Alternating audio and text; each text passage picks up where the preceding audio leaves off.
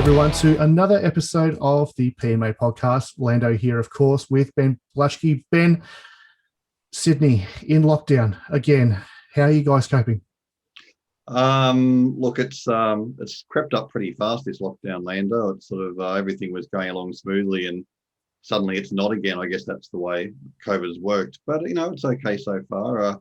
The funny thing is, I had just gone along and was playing some poker at the Star the week before the lockdown sort of started, and at that stage everything was okay. So I got my little poker fix in.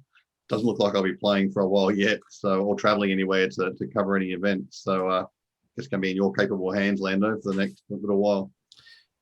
It is unfortunate. I mean, it's just, as a Victorian, knowing how much, and of course Joel can attest to this too, knowing how much we had to endure throughout all the lockdowns we had, the many weeks and months.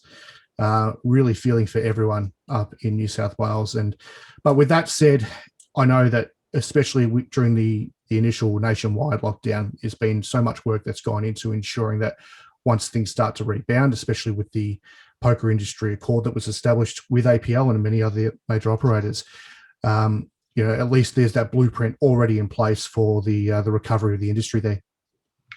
Absolutely, yeah. I mean, I think that last year we saw poker across the country sort of shut down, and it was a bit of a slow comeback due to governments were quite cautious. But I think that we've learned a lot more about COVID, about coming out of COVID, and how that can be done in a safer way. So hopefully, fingers crossed, certainly for my fellow New South Welshmen, that as we come out, hopefully in the next month or so, that poker can come back pretty quickly too after that. Absolutely.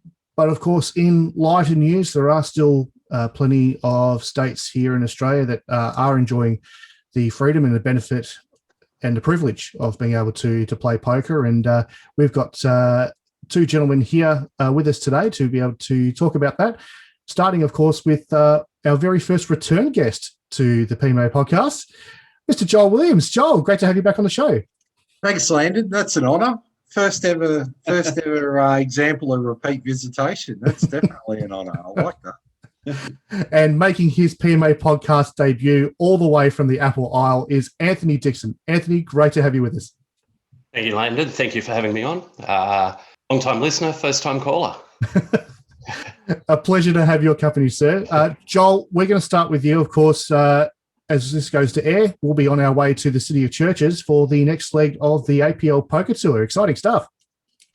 Yeah, it is, Landon. We've got 5 under our belts now. We've done 2 really big successful series in Queensland, obviously 2 in Victoria, and fairly recently 1 at Castle Hill in New South Wales. But there's a bit of a feeling that South Australia's sort of missed out to this point, so it's exciting to finally have not only the schedule and the entire series in market, but secure such a superb facility like Sky City Adelaide to conduct the first South Australian APLPT. And as you said, yeah, I'm on a plane tomorrow and it all starts Thursday, so it's exciting times. So Joel, talking about going to Adelaide, the first APLPT event down there, just sort of looking at what's going on in the poker scene in Adelaide, there's certainly been plenty of movement over the past 12 months or so. What's the sort of response been from the Adelaide players so far? They're up and about, to be honest. I've sort of given the focus initially had been more around Victoria and Queensland. Obviously, I sort of felt a little bit guilty that SA was being left behind, and there was a few sort of key South Australian poker players that were reminding me of that fact. So to come out with the South Australian schedule, it's really jam-packed, and as I said, in a really, really impressive location. It's got the South Australian market jumping. I know that the existing APL market there is ready to go. That mid-tier and high-level player that South Australia pretty much cultivated from the early days single-handedly is aware of the series and already identifying key events on the schedule that they're looking to play, and just the feedback already, particularly around the Jackstar event, the $600 deep freeze and the main as well, has been really positive and really strong, and I'm excited to see just how many South Australians turn out. Not to mention, obviously, that the Victorians are still decidedly poker starved and ready to drop everything and follow the APLPT wherever we land. So there's quite a few Victorians committed to making the trip as well. The South Australian market is quite parochial, and they obviously work together quite closely in order to ensure that their market remains strong. A lot of the major operators and card rooms there are forming a working group to be able to and work around each other in terms of scheduling and whatnot. Are we expecting APL to be able to get involved with that as well in the near future? Yeah, I'd like to think so. That's the plan.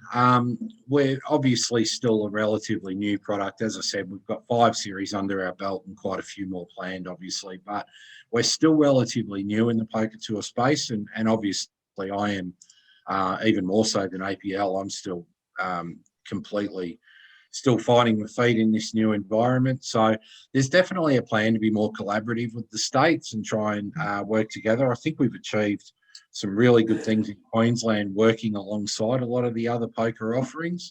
And yeah, absolutely, that's the plan in South Australia as well. On that same topic, I mean, we talk about scheduling, ignoring these little COVID hiccups that are coming along the way across Australia at various times.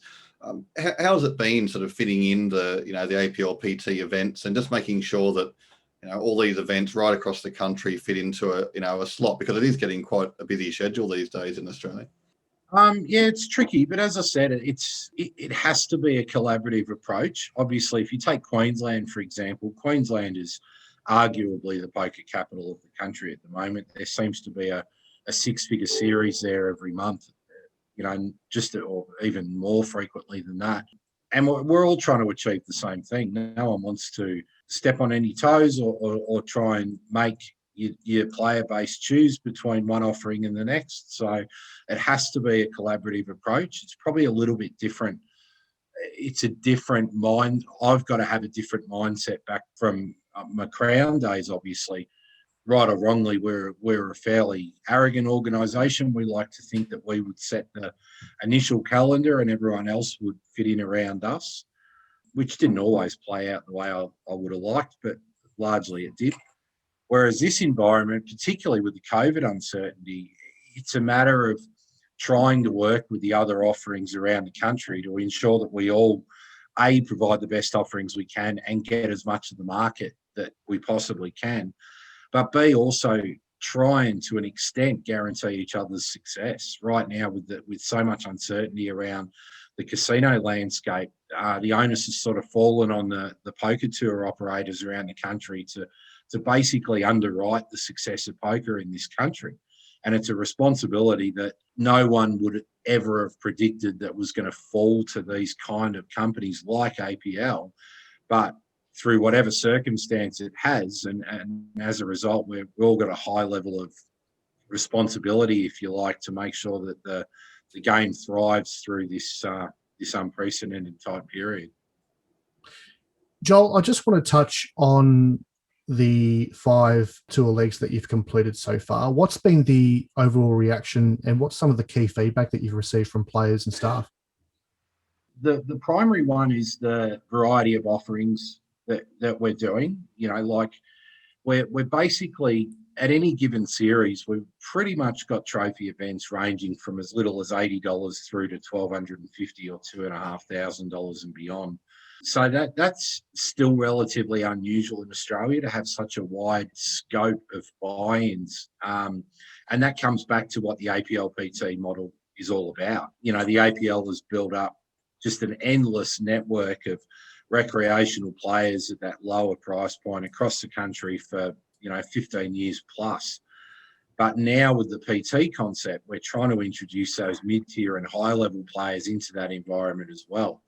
And what that does is it provides that intro-level player, that recreational player level, a window into the bigger and better priced events and better price and better structured events. But at the same time, you need to keep your offering and your standards and your quality and your procedures and your service delivery levels up, because you're attracting a mid-tier and a high-level market that demand so much more than the recreational market's used to. So trying to juggle all of those things to basically make all different kinds of player happy is one thing that I think we've done really well. The feedback from players at all levels has been almost a level of surprise at the service delivery and the procedures and the quality of operation that we're putting out there. So that personally is really pleasing. And that's probably our biggest focus, is to try and ensure that we can continue to offer such a wide variety of price points and wide variety of tournament variants and all that sort of thing, while still staying true to the APL brand that's been, in market for 15 years plus now.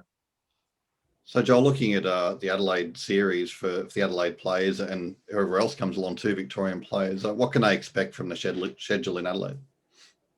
Yeah, it's a good one, actually. There's a few old favourites. We've got quite a few events now that are turning into beasts of their own. It's sort of created a life of their own, some of these things. The $600 deep freeze has been gaining traction across the last few events, and it's a no tricks, no frills, solid tournament with no re-entries, which I think the market has been crying out for in the last few years as the casinos particularly have moved towards a re-entry format across most events. The Jackstar High Roller is a $1,250 feature event. Again, superb structure, 2-day event, nice big prize pool, and is a brand all unto itself. Main event rather with the 75K guarantee. We've proven that the low buy-in level main event that can still offer a first prize of potentially 30,000 or 50 or 60,000 is really attractive, and it crosses all demographics, it crosses all poker player buy-in ranges, if you like. It's cheap enough and affordable enough that anyone can play it, but there's enough value in it, and the scope of the field is so far ranging that the mid-tier and the high-level players gravitate to it as well, which means what you get is just a really big main event with a big, nice big number on top. So that's always obviously the focus. And then rounding out the series is a $300 monster stack, which again has been a feature event throughout all the APLPTs, and I expect a really big field for that on the Sunday in SA as well. And I hear that the district poker room, the brand new poker room there at Sky City Adelaide, will be extending cash games trading hours as well during the course of the series. Is that right? Yeah, it's good to hear. So we're actually, the PT itself is being held in the Grand Ballroom, which is a function space within the incredible Sky City complex itself. But the district poker room is obviously going to be that sort of unofficial hub of activity, and they're excited about the overflow that we hope to inject into their poker room, and it's great that they've come on board, extended their hours. They've just come off a new refurb, obviously, and yeah, it's exciting that they've also broadened the range of cash game offerings, and there's a PLO offering which is not traditionally found in Adelaide. So yeah, they're keen to offer as much as possible to the players that we put into the Grand Ballroom through the PT. I'm just interested, Joel, before we move on to Anthony. Anthony, I know you're sitting there eagerly listening, waiting for your chance to talk. Joel, I'm interested in the fact that, obviously you're starting to develop some of these casino relationships now, but obviously across your APLPT and APL Million, you've got some based in casinos, some elsewhere. Can you talk a bit about, from your perspective, the how those series differ? Is there an advantage to operating out of a casino, or just how they differ from an operational perspective? It's probably a question I can't answer just yet. It's still one I'm trying to figure out myself. I think what we've found is it's all very well to put forward a world-class offering with superb tournaments and well-structured and a range of buy-ins and all those wonderful things. But it absolutely helps players make that final decision if the venue itself is a destination, if it can incorporate a holiday or a family trip, or if there's peripheral activities, close by that just help tick that box when trying to decide where to go. And obviously, in this environment where the locations are sort of fairly fluid, it's nice to be able to attach your name with an established brand, whether that's Star Gold Coast or the APL Million previously has been at Star Sydney and is a feature event on the on the Australian calendar. Obviously now building a relationship with Sky City Adelaide, and with a bit of luck there might be scope to do a really similar thing here in Melbourne at Crown. As I said, it just helps add a layer to that offering if you can align yourself with a world-class complex and an established brand. So there's absolutely an appetite for that, but there's no doubt that that is something that we're really trying to work towards. Ideally, we'd like to see a long-standing relationship with the Star Gold Coast, Star Sydney, Sky City Adelaide, and Crown Melbourne, ideally.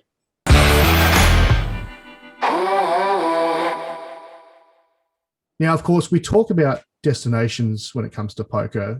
And as we've mentioned previously in other episodes, we talk about poker being such a great vehicle for tourism and things like that. But I'm very, very excited about this next destination on the poker calendar.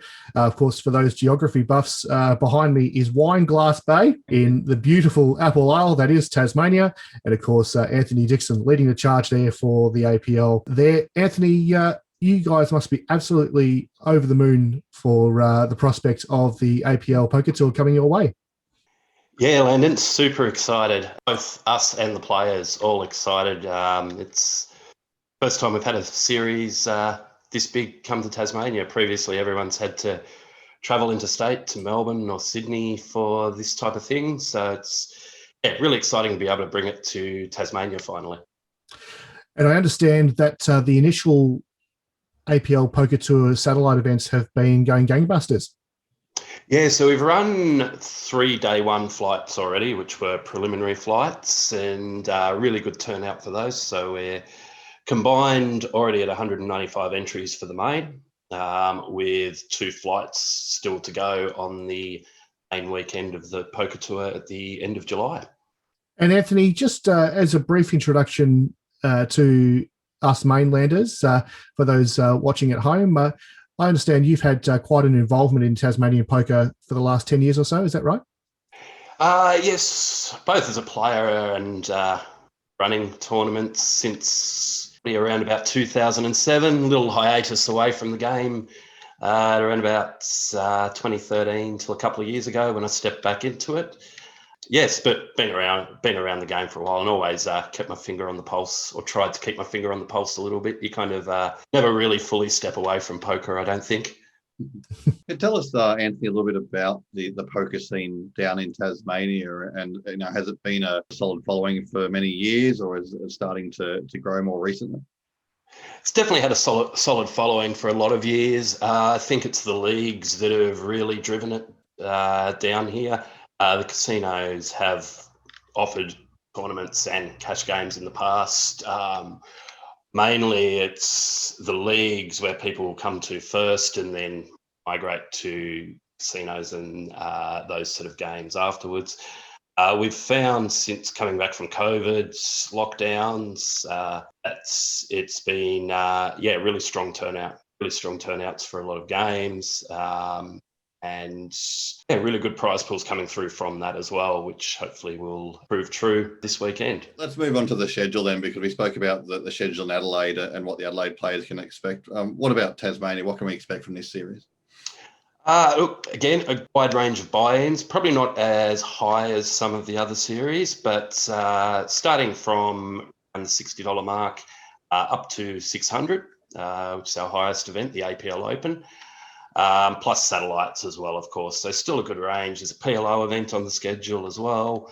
We obviously have the main events with the $50,000 guaranteed, which is huge for Tasmania. The APL Open, the Monster Stack, and there's a lot of excitement around the teams event as well. That's always proved popular when we've run those down here in the past. I just wanted to touch on the history of the APL Open. Now, I understand that this particular tournament is a descendant of what was the 3 Diamond Classic at West Point. Is that right? Yes, that's correct. So the 3 Diamond was run by West Point and APL in collaboration. APL qualified a lot of people into that event to ensure its success. Currently, the 2 casinos down here, due to COVID restrictions still in place, can't feasibly really run poker at the moment. So what we have done is created the APL Open, which is a replacement for the 3 Diamond. So we've made the format as close as possible to what the 3 Diamond was. So we've now included that as part of the Poker Tour schedule. And yeah, I believe that'll be our second biggest event on the schedule in regards to in terms of numbers. Now, of course, we talk about the poker scene in Tasmania. The Apple Isle has certainly produced its fair share of keynote players and industry figures. I want to focus in particular on Heidi May and Heath Chick, who have been both very much household names within the Australian poker industry. Yeah, absolutely. And I believe, and Heidi might correct me on this, but I believe Heidi started out with pub poker at APL. It might have been APL or Triple Eight Poker League, one of the two. And went on to win a World Series of Poker bracelet in the ladies' events. And I believe she may be the only World Series of Poker bracelet winner from Tasmania. Anyone out there that holds one and takes offence, my apologies. So she's a great ambassador for the game down here, currently living in Melbourne, I believe, but I haven't spoken to her recently, but hopefully she'll come back to check out this series. And Heath Chick, well-known and well-regarded poker reporter from many years ago. I believe he may have a second place finish or maybe even a win in an ANZPT events. It was runner-up to Chris Levick in ANZPT Melbourne many moons ago. Right, yes. He was always very keen on the hyper turbo format.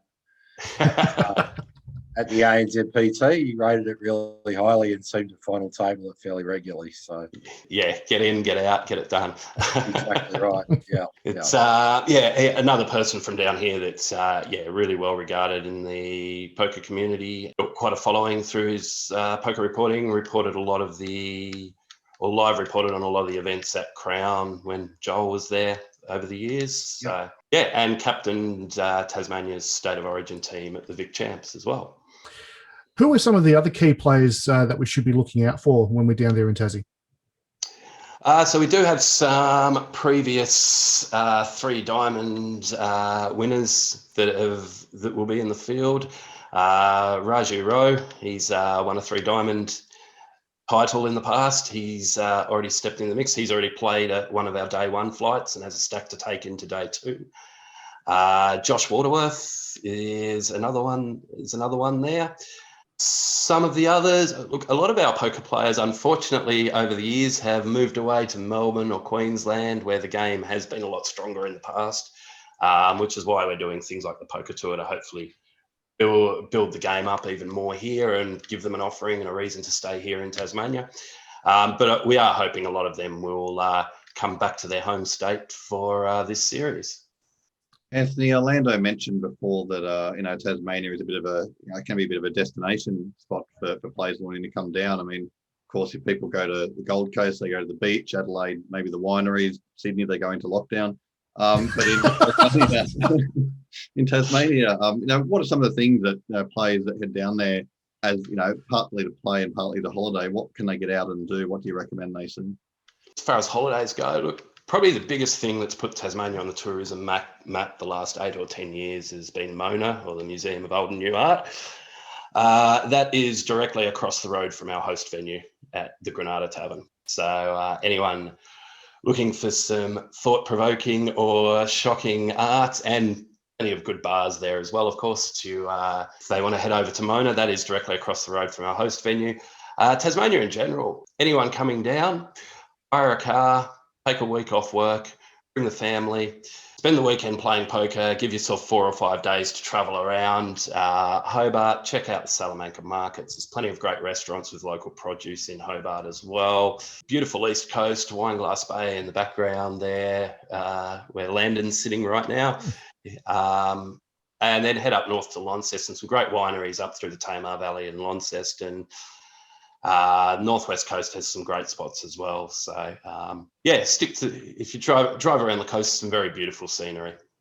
I also have it on good authority that we'll be joined by the LCA Poker Maestro, Tom Bauer, who will be in charge of the RFID feature table, which I believe will actually be the very first time that will be broadcasting a feature table live stream of any kind from Tasmania. Very exciting stuff. Very exciting. When I heard that was happening, we all got very excited about that one. So yeah, first time ever in Tassie that we've had a live stream of a poker game of any type. Great that the technology is advanced now and that we can actually make that happen down here, and should be very exciting for the players and the people playing at home to see how everyone is going. Well, it's all happening indeed, and I got to say, I'm so excited to finally visit Tasmania for the first time. But again, it's going to be a huge few weeks for the APL, and we simply can't wait to bring you all the coverage there. So thank you, gents, once again. Joel, thank you so much for your time today. And Anthony, a pleasure. Looking forward to meeting you down there very soon. And it's now that time to wrap things up. So from all of us here at PMA, we've got Ben, Anthony, and Joel, and I'm Lando. We'll see you soon. Bye for now.